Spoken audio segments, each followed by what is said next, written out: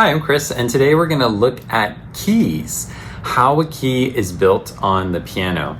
Now, I did a previous video on how to write a melody on piano in 10 minutes or less, and I would highly recommend going and seeing that video first, because that is going to help you see that you can actually be creating melodies long before you really understand what a key is, what a scale is, those types of things. And I always recommend that you get into the experience of music, because that's where you're actually going to build the skill to play or to sing, versus kind of thinking about it or learning concepts, which sometimes can actually confuse people where they think they understand something and they really don't. So an example of this would be if there was a scientist that knew all of the terms, all of the chemicals inside of a wine that gives its particular flavor. So they've studied all of those chemicals and they understand the science of how all those chemicals work.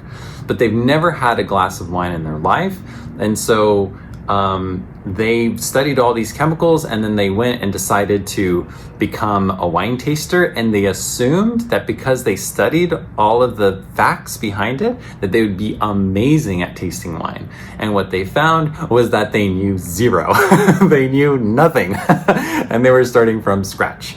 So you don't actually have to understand music theory. You don't have to understand keys to begin developing the skill of the movements that your hands or your voice would make to begin to sing or play, either for the first time or to improve that ability. And if you get confused or frustrated in the process of learning concepts, you can then assume that you don't understand or you're not developing the actual sensitivity of sensations and movements and feelings that would enable you to play or sing. And the other way around, you can think because you understand the concepts that you automatically have the skill and you're going to be able to play or sing, and that couldn't be farther from the truth. So if you're ever going to prioritize, let's say you only have 30 minutes to practice, and assuming your goal is to play piano or sing, not to write a thesis on composing pieces or studying, old classical pieces or something like that, assuming you actually want to play and sing and you only have 30 minutes, always go towards the thing that will help you move better, hear better, sense better. Those are the skills that must be there in order for you to get better at playing or singing. And the conceptual concepts are not quite as important. So now that that's clear, that there's the actual physical movement and hearing skill that no amount of concepts is going to replace, that's primary if you're making music. Now we'll go into some of the components, ways of thinking about music that can be helpful in creating new experiences or new skills. Now, what I'm going to show you is how a key works, but just keep in mind that almost nothing in music is ever stable or guaranteed. So that means this model I'm going to show you, I guarantee you there's a song out there that changes or breaks this model in some kind of a way. So you can take it for what it's worth, but just keep in mind that it's not going to work forever for every song all the time. So in the video that I did previously on how to write a song in 10 minutes or less, or it was actually just a melody in 10 minutes or less, we had looked at how if you only use white notes, you could play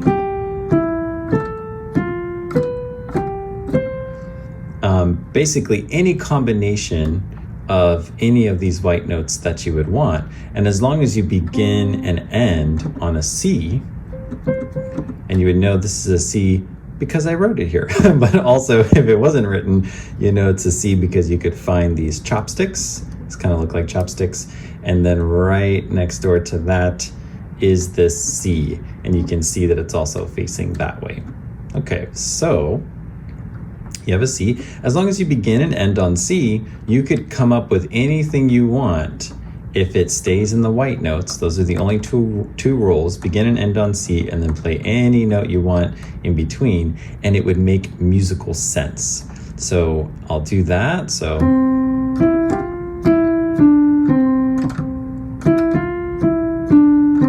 it sounds like a melody.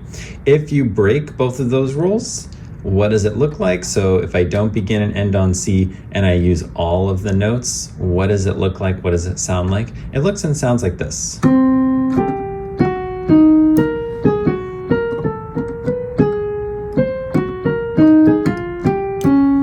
And can you see that it doesn't make musical sense? Can you hear that difference? So one would be,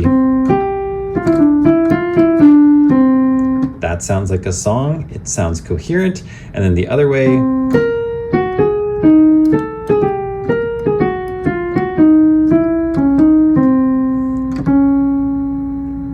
it doesn't seem like it's kind of going anywhere. And so what we need is a limitation on how many notes we use if we want to be free to create melodies and know that they're going to make some kind of musical sense. So in the previous video, I had covered a very simple way to do that, which is just to use all white notes. But now we're going to look at the underlying components that make this work, how this scale works, how you would build this. What if you do want to have that same phenomenon where you can freely select between a set of notes and it all makes sense? So to do that, we have to understand how a scale is built. And a scale is built through a series of movements that become a guide to know where we are. So what are these movements? Okay, so there are two movements that you have to know to build the scale. There is a half step, and a half step is the smallest possible movement that you can make from one note to the other. So if I go here, right next door, that would be a half step. There are no keys that I can play in between, and that's how I know I'm playing a half step. So these would be half steps, this is a half step. And it's the smallest possible movement you can make from one key to another. Okay, now you have another type of movement that you need to know, another type of step, which would be a whole step. So if I don't do the smallest possible movement I could make, but I just do the next smallest possible movement I could make, then I have what's called a whole step. How do you know you have a whole step? Well, there's a note that you could play in between. So you see how there's a note sticking out? That's what tells us, yes, this is a whole step. Now, if I have two notes that I could fit in between, see those two notes in between? That is no longer a step of any kind. That is a leap now. So we have steps and leaps, and there's a half step, smallest possible movement, and then a whole step, the next smallest movement you can make, and there's always one key in between. Okay, so what if I went from C to C and I did all half steps? It would look like this. See how I'm making all the smallest possible movements that I could make.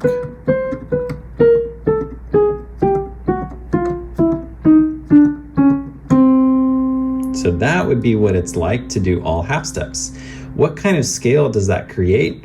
Well, maybe for short, we could call it the half step scale. It includes all of the notes. And so that means if I come up with the song using the half step scale, also known as a chromatic scale, then I'm back to where I was. Look, you might be able to hear that it just sounds like a 4-year-old playing random notes on the piano.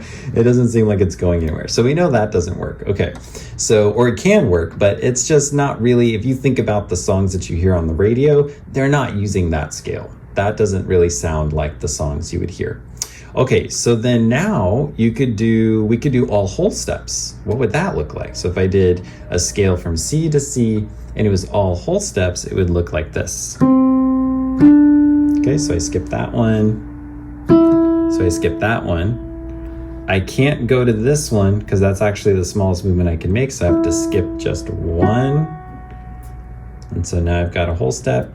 I'd have to skip this one because this is too close by. Remember, there's always one key in between when we have whole steps. And then I can't do this one. Otherwise, it would be a half step if I went to the very next key. And then I can't do this one because it's too close. So then I'd have a whole step. So what does this scale look like? We could call that the whole step scale. And that sounds kind of interesting, right? Kind of reminds me of the dream, you know, when someone's falling asleep in a cartoon and there's a little dream sequence. That's pretty neat. Kind of good for, you know, science fiction too. You'll hear that in science fiction. Right? But do we really hear that in the songs we typically hear on the radio? No.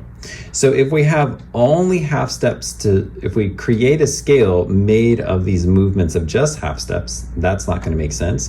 And if we do whole steps, it kind of makes sense, but it's not really going to cover most of the songs that we hear. And so now we need a different option. And this different option is going to be a combination of half steps and whole steps. Now, if you have not memorized what a half step is and a whole step is, then as I build up from this, just like math, you might get lost in the middle of this video. And what that means is you have not spent enough time playing half steps, playing whole steps, so that that difference is in your soul and it's unforgettable forever. So I'm going to go ahead and move on as if you have been playing for a month and you have been discovering your half steps and whole steps. But if you get lost going forward from this point, then you know what to do. Okay, so here we go. We're going to begin to write in what these whole and half steps are for what's called the major scale. And the major scale is like your vanilla cake set of ingredients. It's how to make just a basic song that sounds good, or a basic melody that's going to just sound good and sound like something we might hear on the radio. So here we go. So we would need this particular set of steps and we'll walk through. So the first thing we're going to need is we're going to need to go from this note to this note. What kind of step would you need to take to get from number 1 to number 2? So we have number 1, which is a 0. We've made no steps. We start here, we haven't made any steps. But the moment we move, now we've accomplished a step. So what kind of step are we going to take, would have to take to get over to here? So you can't do a half step. That would be too small. So you're going to have to do a whole step. And that's how you would get there. And I'm going to put that W all wrinkly and in the middle so you understand that this is not a step. This is a note. This is not a step. This is a note. It is the movement that you make from one to the other that helps you accomplish your first whole step. And even there, that can be confusing. So we'll just say you have made exactly one step. You need 2 surfaces to make one step. And if I'm being super repetitive, it's because almost everyone gets this wrong. Okay, so here we go. We have made exactly one step. The type of step we made is a whole step. And hopefully that is so weird and sticks out like a sore thumb in your mind so that you see that steps are movements, they're not notes. Okay, so now we need to get from, we've accomplished one whole step to get here. Now we need to get over here. This is already in the major scale right here. If we use all white notes from C to C, we're in the major scale. So now how are we going to get from this note to this note? Well, we would have to make some kind of step. What kind of step would we need to make?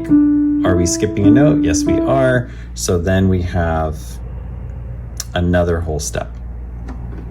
So now we have another whole step. Okay, and now ignore this here. I'd let this be a weird mystery. We'll come back to that. So now we've got a whole step. So we have accomplished 2 steps in total because you need 3 surfaces to accomplish 2 steps, right? So here I am walking, I'm standing, I'm not walking. The moment I move, I've made a step. The moment I move again, I've made a second step. So here we are. We've made 2 steps. What type of steps have we made? We've made 2 whole steps. Okay, next, you need to go from this number 2, and we're gonna just erase this so it's not confusing. Okay, so now we've accomplished 2 steps. Now we need to make another step. Well, if we look from here, E to F, that is a half step. Half step. And how do you know it's a half step? Because you can't play any notes in between these 2. So then what does that mean? We've now accomplished 3 steps and we have a pattern, whole, whole, half. Okay, now we need to get from F to G. So how do we get from F to G? Well, looky here, we have to skip this black note. And so that means we have yet another whole step. Cool. And then how would we get from G to A? Look, we've got another step we're skipping. So there we go. There's your whole step. How do we get from A to B? Yet another step we're skipping. If we went A here, that would be half, half. But now if we have this, 1 note in between, you have a whole step. And then how do we get from here to here? Well, there's no steps in between, so that's a half step. So now we have a pattern. And that pattern is whole, whole, half, whole, whole, whole, half.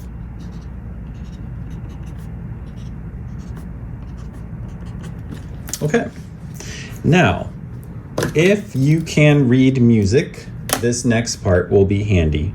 If you have not played any songs on sheet music, please don't just skip over this part of the video because this is enough conceptual load to take on at one time. And if you overwhelm yourself, then you will probably remember nothing and make very little or no progress. Okay, so now let's assume you have learned a song or 2 on sheet music. And now you want to know, how does this translate onto sheet music? Well, here we go. So we have, this is a middle C, which is right there. And this is a 0. This would be you standing. But then if you take a step, you would need a whole step.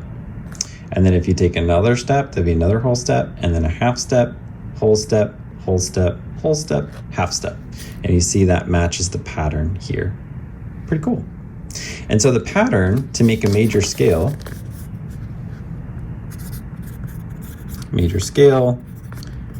would be, here's the note, whole, whole, half, whole, whole, whole, and then half. And you'll notice you have 1, 2, 3, 4, 5, 6, 7, 8. You need 8 surfaces. We could say those are different notes or going upstairs. You could think of that to create 7 steps, right? You need 8 surfaces to have 7 steps because you're going to have that first surface that you're just standing on. Okay, now that would be in the key of C. How do you know it's the key of C? Because you started this C right here.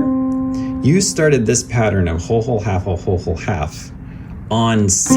That's where you began this pattern. But you could begin this whole pattern somewhere else. What if you started the pattern here on a G? So that's what we're going to look at next. Okay, so let's build the G scale from scratch, knowing what we know about the steps. So here's G. And then the pattern, if we look back, is going to be whole, whole, whole, whole, whole, half, whole, whole, whole, half. And this first note right here could be any note on piano. And it will also equal the name of the key. Cool. Okay, so here we are, here's G. How do we know it's the key of G? Because we're gonna build this whole half pattern off of G. So here's our whole step, right? We're gonna have to skip this to get over here. This is an A.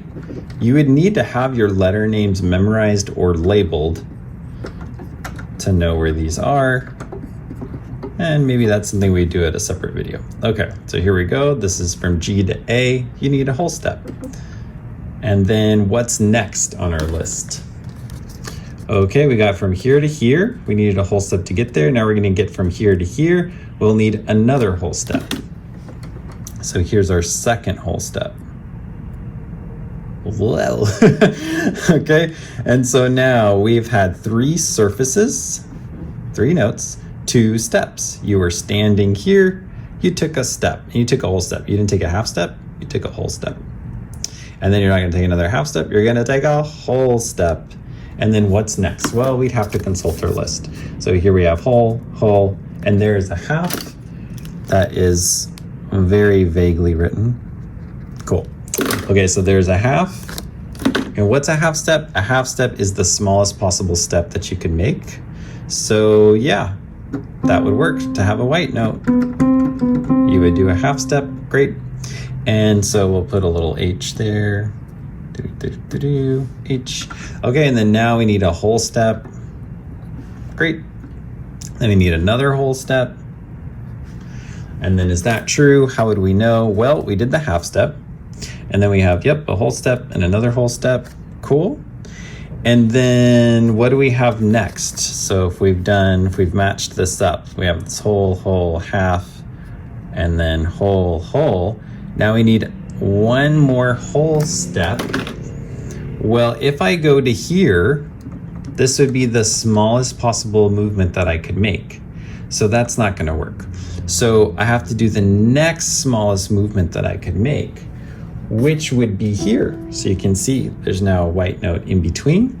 And that means that in the key of G, you're not gonna be using all of the white notes. There's gonna be one black note. And so then you would not do this key, and instead you would do that one. And we call it an F sharp. And an F sharp, this little sharp, means you're gonna go up a half step. So instead of doing the original, you're gonna do 1 half step up as its replacement. You do that instead. And I'm realizing it's really hard to write and film. There. Okay, so then now you have your F sharp. You're gonna do that one, you're not gonna do that one. And why? Why? So we'll get into that in just a bit. So that creates our next whole step. Okay, so we got our next whole step. And then now that we're here, what's next on our list? So we have accomplished 1 step, 2 steps, 3 steps, 4 steps, 5 steps, 6 steps. So we have 1 more step to get to the 8th surface. That is gonna be from here to here. And that's gonna be our half step. And then we've arrived. Okay, now, why? So why would you play this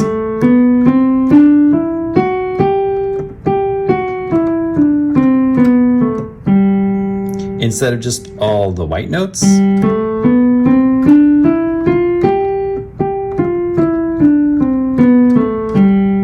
Well, the reason really depends on the song that you're going to play. So if there's a song in the key of G, for instance, let's say it's Joy to the World, the Christmas song, and you say, well, even though it's in the key of G, and even though there is a sharp here on the sheet music that says F is gonna be F sharp, I'm going to ignore that. Well, here's what it would sound like. So here's Joy to the World, but I'm not going to follow this. I'm not going to do this whole step and then a half step. This is what it sounds like.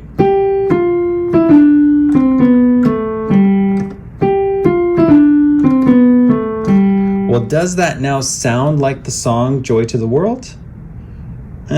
Not quite. There's a little note that's off. And the note that's off is this one. So let's hear the difference. Now, if you can't hear the difference, when I go through this and you can't hear the difference, that is a sign that you haven't been playing and listening and experiencing music in enough ways, in a variety of ways, so that you have a deep felt understanding through your own sensations of when something is in the key or out of the key.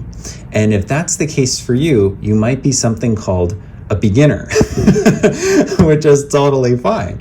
But this is also why I don't teach this to beginners on the first day, because it's almost useless on your first day. Now, maybe a month in, 4 months into playing piano, then this actually becomes so much more useful because it is pointing to the experience that you've had before and you begin to understand. Okay, so now that I've gotten that out of the way, I'm going to play Joy to the World, the two versions. One that does follow this F sharp here and does not play that note, and then one that doesn't.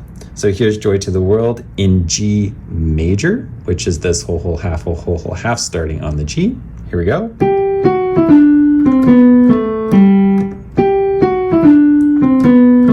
And to me, that sounds like the original song. Now I'll change it. I'll say, nope, I'm not going to do whole half. I'm going to do this instead.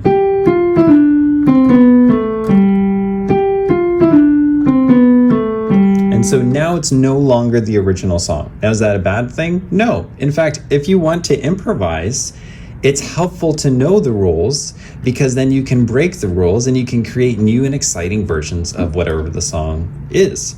But you want that to happen because you chose that to happen, not because you have no idea what's going on and you accidentally did something different, which is also fine and kind of expected in the beginning of learning a new instrument anyway, so it all works out for good. So hopefully that gives you a sense of what a major scale is, and it happens to be the most common scale that we're going to hear. It doesn't mean there aren't tons of other types of scales. It just means that for many of the songs that you want to play, if you know the major scale, that is going to take you quite far. Whereas this half note scale, not really.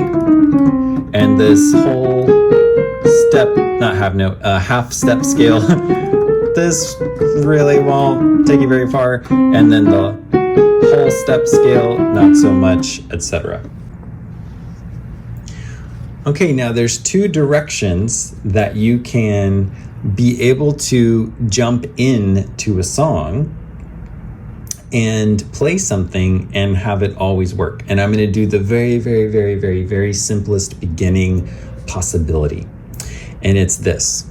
If you're in the key of C and you hear someone or you hear a song and you know that it's in the key of C and you're hearing them play,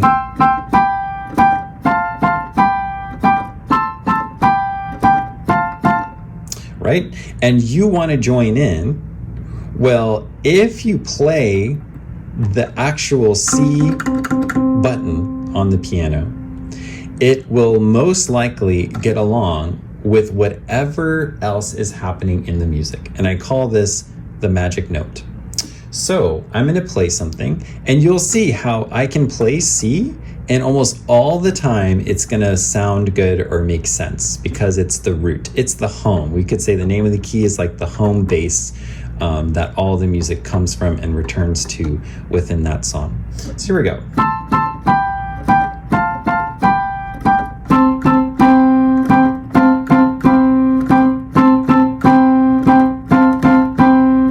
So without me knowing anything about the song at all, just by knowing what key it's in, key of C, if I know where this C note is, I can find it and I can play it and it will make some kind of sense.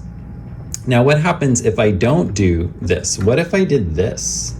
So we're going to find out. So if I just start playing this, even though it's in the key of C, it won't quite sound as fitting.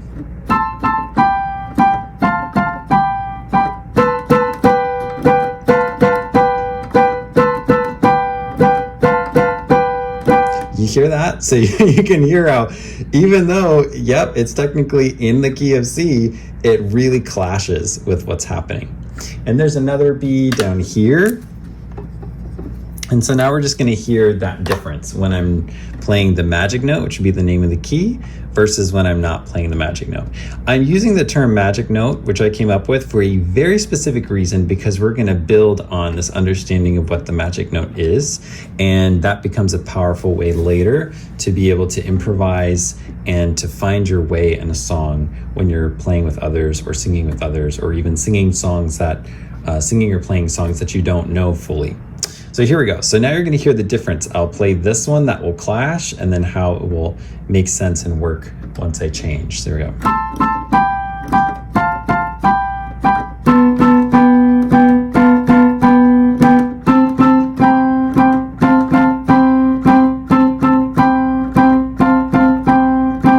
Cool.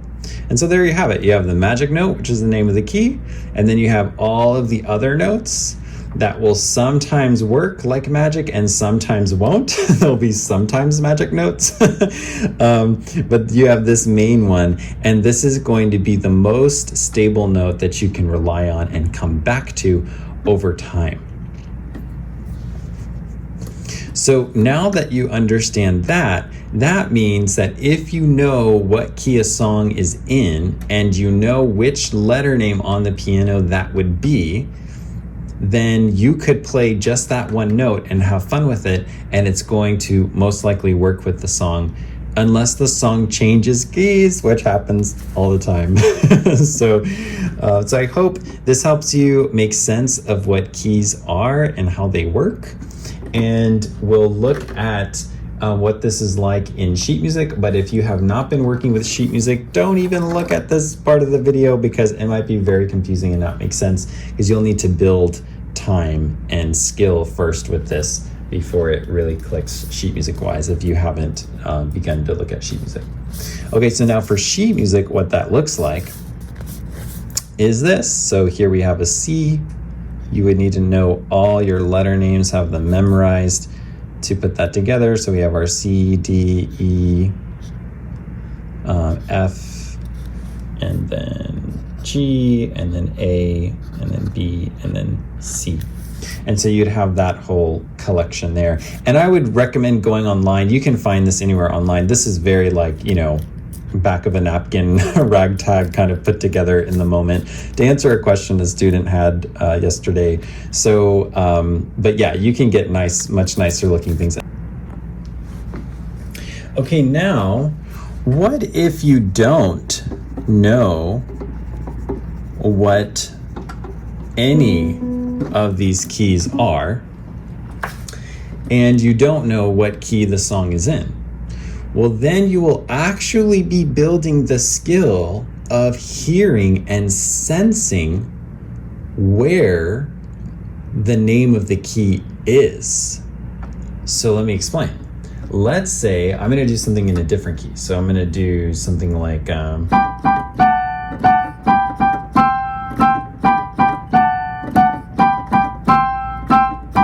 okay, now, if you are in the car and you're hearing a song playing, they are not going to introduce the song and say, we're going to play this song and it's in this key, so that you can pull out a piano app and then find that key and then start playing, right? So, so how would you find it without needing to know any of this stuff? Because the truth is, many situations, you're not going to be given what that key is. You're not going to be given what the sheet music is. So you would need to know by feel where that key is.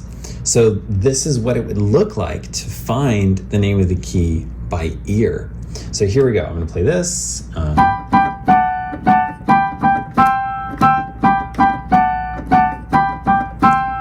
And then trial and error. I've got only 12 options, and one of those options is going to have to be the name of the key. So I'll start with this one, and actually let me write in these different ones so we know what's going on. Cool. So it'll have to be one of these. Okay, so here we go.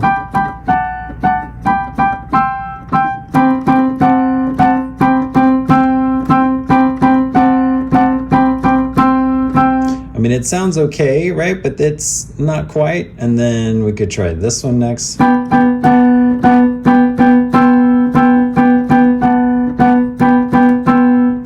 So it's a little crunchy in spots. If we do a black key. Whoa, okay, then we know we're really far from what would work. And then this one. Not quite. This one. Whoa, that's rough. And then we have this one.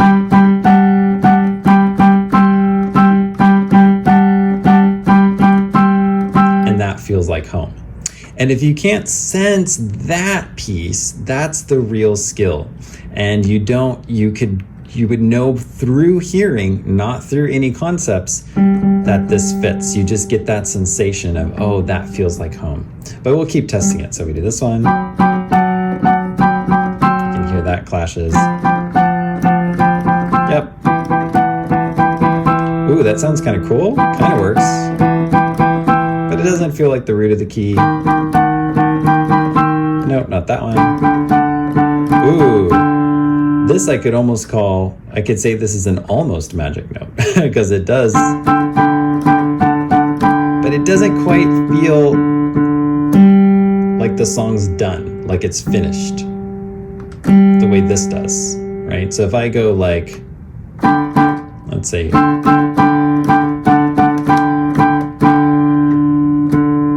does it sound like the song's done? Now it does. Okay, so that's one, and then also clashes and almost works. And so what we're actually, if you want to get better at playing piano, and this works the same for singing, by the way, it is a little bit harder in singing because you don't even have a button to start with. So if you're a singer, I recommend doing this on the piano. This is also part of why I started teaching piano, was that I saw that singers desperately needed something to hold on to that was stable, versus the vague cloud of subtle vocal sensations that is singing. So anyhow, if you're a singer, I also recommend you could go through this process, and then you'd be developing the skill whether or not you even know what the key is. You can just hear it and feel it. I hope that helps you understand a little bit of how a key works. We looked at just the major scale, but there's a bazillion types. There's an A minor scale, there's a augmented, there's all kinds of stuff out there. What I would recommend though is work with just one song that's in one scale and know it really, really, really, really well. So that this understanding of the scale actually helps you learn a song, actually helps you get better as a pianist or as a singer, versus if you just learn a bunch of random scales intellectually because you know what it's supposed to look like on the sheet music or what it's supposed to look like on the piano, but you haven't really made any music with it, so it's not really going to stick. It's not really going to make as much sense. So I hope you have some fun with this. I hope this enables you to create really fun melodies or understand the music that you're playing more easily. And for more videos like this, you can subscribe. And for lessons or classes, either my Austin, Texas studio or online, you can go to synergistic.com/schedule a lesson. Thanks for watching.